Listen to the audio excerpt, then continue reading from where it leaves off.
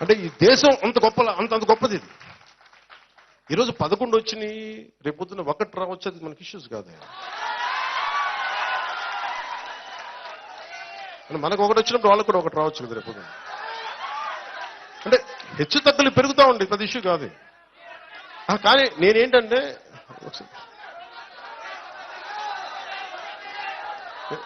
వినండి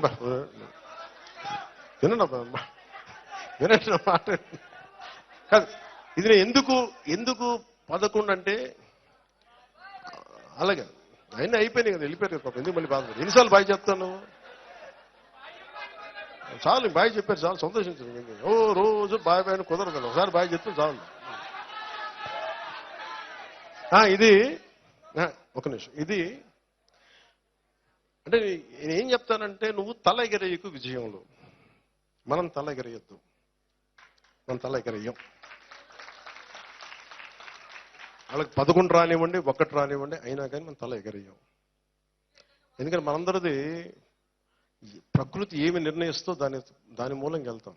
వాళ్ళకి 151 సీట్లు ఇచ్చి పరీక్ష పెట్టింది కాలం. ఆ కాల పరీక్షలు తట్టుకోలేకపోయారు. 151 సీట్లు రాగానే వాళ్ళు ఏమనుకున్నారు, ఏదైనా చేసేయచ్చు అనుకున్నారు. అలా చేయడానికి కుదరదు. అందుకని వాళ్ళకి అది మనకు పాఠం. అది మనం వాళ్ళని తగ్గించడానికి ఇవన్నీ కాదు. నేను ఓడిపోయినా, నేనేం చెప్పాను, వాళ్ళు ఓడిపోయినా కానీ నాకు వ్యక్తిగత కక్షలు ఏమి ఉండవు. సిస్టమిక్ కరెక్షన్సే ఉంటాయి. సిస్టమిక్ కరెక్షన్స్ కొంతమంది వ్యక్తులు దొరికితే దానికి పర్యవసానం వాళ్ళు ఎదుర్కోవాలి తప్ప, పర్సనల్గా నువ్వు ఆ రోజు ఇవి చేశారు ఆ సిస్టమ్, అలాంటి వ్యక్తిగత ద్వేషాలకి దాడులకి నేను దిగను. మన వాళ్ళని కూడా దిగద్దని నేను కోరుకుంటున్నాను. తేడా మనం అదే చూపించాలి. మనకి వాళ్ళకి ఏంటి తేడా? మనం చేయాల్సింది ఏంటంటే వాళ్ళలా కాకుండా ఉండటం మనం చేయాల్సింది. మీకున్న శక్తి అలా ఏంటంటే హ్యావ్ డిసిప్లిన్. చూడండి బాబు, ఇలాంటివన్నీ మీరు చూసుకోండి, నేను అడగను, నేను ఎంకరేజ్ చేయాలి. నాకు నిజంగా నాకు తల్లి సాక్షిగా చెప్తాను కదా, నాకు వాళ్ళు ఎవరో, నేను నిజంగా చెప్తాను, ఎవరి మీద ఆసక్తి ఉండదు. నాకు బోల్డంత పని ఉంది. నాకు తిట్టడానికి కూడా సమయం లేదు. నాకు చేసుకోవడానికి బోల్డంత పని ఉంది. నాకు చదువుకోవడానికి బోల్డని ఫైల్స్ ఉన్నాయి. మీరు ఎవరిని చూసుకోవద్దు దయచేసి. మీ దండం పెడితే మీరు కామ్గా ఉన్నాను. మీ పనులు మీరు చూసుకోండి చాలు. ఇంకోటి ఒక నిమిషం. మనకు కావాల్సింది ఈ రోజున చాలా నిలకడ కావాలి. 21 సీట్లు ఇచ్చి ప్రజలు మనల్ని గుండెల్లో పెట్టుకున్నప్పుడు దాన్ని చాలా బాధ్యతగా ముందుకు తీసుకెళ్దాం. ఎలా దీన్ని పటిష్టం చేద్దాం, ఎలా దీన్ని ఇంకొంచెం ముందుకి బలంగా తీసుకెళ్దామని ఆలోచించాలి తప్ప దాడులు చేయడం, ఇబ్బంది పెట్టడం, ఇది చేస్తే ఏమైపోతుంది? వాళ్ళు మనలో మనుషులే కదా, వాళ్ళు బయట వాళ్ళు కాదు కదా. నేను చాలాసార్లు చెప్పాను, వైసీపీ నాయకు నా శత్రువు కాదు, నా ప్రత్యర్థి కాదని. ఆయన అలా అనుకుంటాడేమో నాకు తెలియదు, కానీ నేనైతే అలా అనుకోను.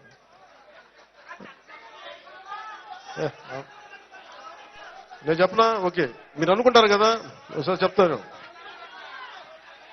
ఇంగ్లీష్లో సామెత ఉంటుంది. ఇంగ్లీష్లో ఒక సామెత ఉంటుంది, you reap what you sow. నువ్వేదైతే నాటుతావో నీకు అదే తిరిగి వస్తుంది. నువ్వు ద్వేషం నాటితే ద్వేషమే తిరిగి వస్తుంది. నువ్వు ప్రేమ ఇస్తే ప్రేమే తిరిగి వస్తుంది. నేను ప్రేమనే ఇస్తున్నా, ప్రేమే తిరిగి రావాలి.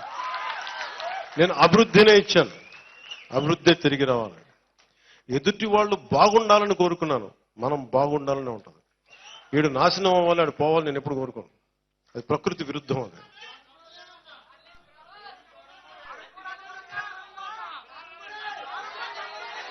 ఓకే. ఇవన్నీ అందుకని మిమ్మల్ని అడిగేది ఏంటంటే, మీరందరూ అవన్నీ తల్లి చూసుకుంటుంది, మనకి ఎందుకు? జగజ్జనని, విశ్వమాత, విశ్వజనని, ఎవరిని ఎలా ఉంచాలో ఆవిడ ఆ తల్లి చూసుకుంటుంది. మన పని ఏంటి? మన పని చేసుకుంటాం. ఎందుకంటే మనం ఎవరికి ఏం చేయక్కర్లేదు, మనం చూస్తూ ఉంటే చాలు. నన్ను చాలాసార్లు తిడతా ఉంటే ఏం చేస్తాను తెలుసా? నన్ను అనుకుంటవచ్చు కదా, మీరు అందరూ అనుకుంటుంది కదా ప్రశ్న, ఎలా భరిస్తాను నేను ఫస్ట్ నన్ను తిట్టే వీడియోలు నేను చూడను. వాళ్ళు అనుకోవచ్చు చాలా మంది.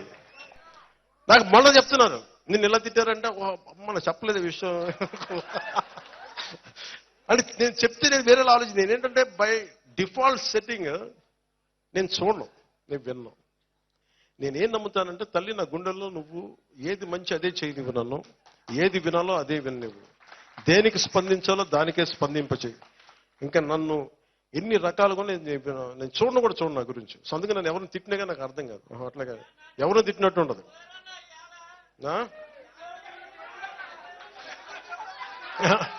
అలాగా వినండి, ఈరోజు మనకున్నది 5 సంవత్సరాలు. దాంట్లో దాదాపు ఒక నెల అయిపోయింది.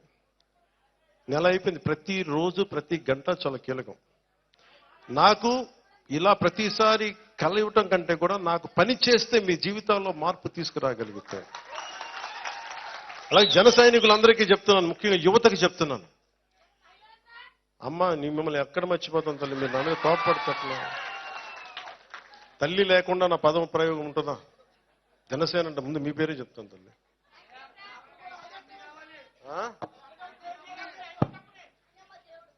రాగానే మొత్తం ఏమంటుందండి, అల్లావుద్దీన్ అద్భుత దీపం తీసేయడానికి ఐటీ కంపెనీ ఇదిగో తీసుకో, ఇంకేం కావాలి చెప్పి ఇచ్చేస్తా.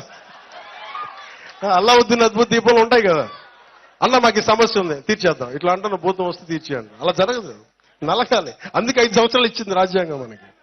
ఈ 5 సంవత్సరాలు మీరు కనీసం సంవత్సరం చూడాలి. కనీసం దోచేశారు వీళ్ళు, అందరూ అడ్డగోలు చేశారు.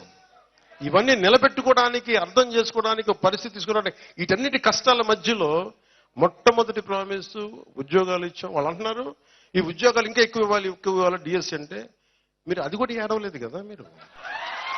కరెక్టే, చాలా ఉన్నాయి, లక్షలు ఉన్నాయి ఉద్యోగాలు. నేను చెప్తాను కదా, ఇప్పుడు డిప్లొమా మన ఫారెస్ట్ డిపార్ట్మెంట్లో 420 పోస్టులు ఖాళీగా ఉన్నాయి. డబ్బులు లేవు, ఖజానాలో డబ్బులు ఇవ్వడానికి. ఎక్కడి నుంచి డబ్బులు ఇస్తాం? ఎర్రచందనం పట్టుకెళ్ళిపోయి అమ్మేసుకున్నారు. నేపాల్లో ఎన్ని వేల మెట్రిక్ టన్నులో ఉంది నేపాల్లో. నేపాల్ ప్రభుత్వం తిరుపతి నుంచి వెళ్ళిన ఎర్రచందనాన్ని నేపాల్ ప్రభుత్వం పట్టుకుంది. కానీ మన చెక్ పోస్టులను వదిలేసింది. ముఖ్యంగా మన ఆంధ్రాలో ఉన్న చెక్ పోస్టులను వదిలేసింది. వెళ్ళిపోండి. పెద్దిరెడ్డి గారి వెంటనే పంపించండి, అసలు నేపాల్ పంపించండి. మిథున్ రెడ్డి గారి పంపించండి. కానీ నేపాల్ పోలీసులకు పాపం మిథున్ రెడ్డి గారు పెద్దిరెడ్డి గారు ఎవరు తెలియదు, ఆపండి అన్నారు. ఎక్కడ తీయాలంటే దాని రూట్ తిరుపతికి వచ్చింది. లాంగ్వేజ్ ప్రాబ్లం వాళ్ళకే ఉంది. వాళ్ళకి ఎర్రచందనం ఒకటే లాంగ్వేజ్ కదా.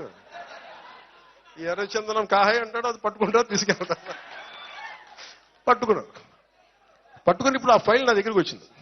దాన్ని ఏమంటారు, ఎర్రచందనాన్ని ఇక్కడ తీసుకురావాలి, ఏం చేయాలంటే దానికి ఏదో పెట్టి దాని గురించి కింద మీద పడుతున్నాం, తీసుకురావడానికి ఒక ప్రయత్నం చేస్తున్నాం. ఇవన్నీ మీరు చూడండి, ఇప్పుడు దాకా తెలియదు కదా మీకు.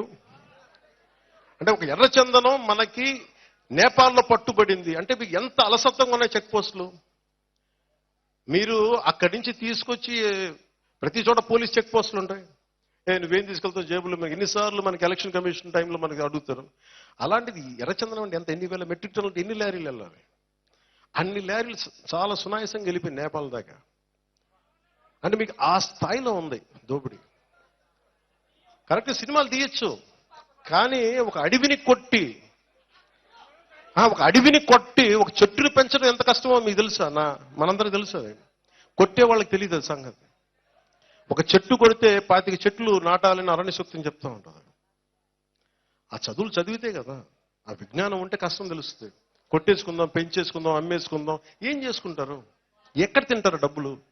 పేపర్లు తినాలి అన్నం బదులు. మీరు ఇవన్నీ అర్థం అంటే ఎందుకు చెప్తా అంటే ఇవన్నీ మీరందరూ ఇంత లోతుగా చూస్తున్నాం.